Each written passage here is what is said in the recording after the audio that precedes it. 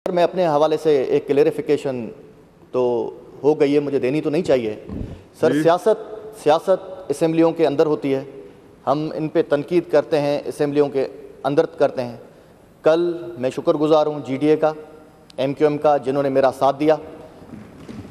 एक खबर से मुझे मुंसलिक कर दिया गया कि इसकी शादी हो गई है और ये हो गई है, तो शादी करना तो अच्छी बात है सर। इसमें कोई गुनाह थोड़ी है सर, पहले ही शादीशुदा हूँ तो आप समझ सकते हैं इस चीज़ को। आप इजाजत ले लेना सर, मैं बताऊं, पहली भाभी से इजाजत ले लें, फिर सर आगे बात बढ़ाएं। मैं समझता हूं सर, ये घटिया PTI वाले जितने भी हैं जी, इनकी सोच, इन्होंने मुझे असेंबली में, मैंने इनको गधा कहा, इन्होंने वही चीज़ इनके बंदे ने वो वायरल की।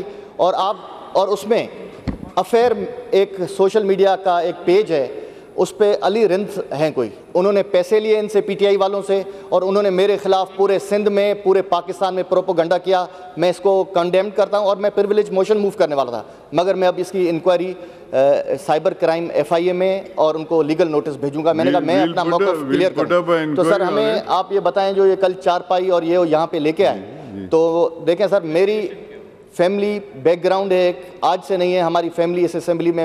मैं तो अभी आया हूं, मगर मुसलसल जब से पाकिस्तान बना है हमारी फैमिली का कोई ना कोई फर्द इस असेंबली में रहा। लेकिन आप एक वायदा जरूर करें कि अगर आप शादी करेंगे तो हमें सबको बुलाएंगे।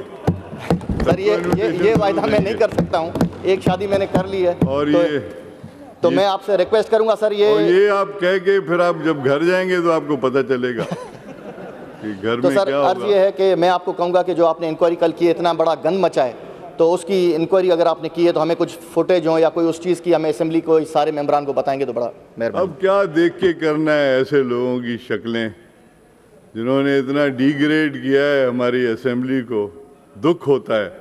उनको हम फिर देखें, क्या करेंगे? दुनिया ने देखा है वो तो जी।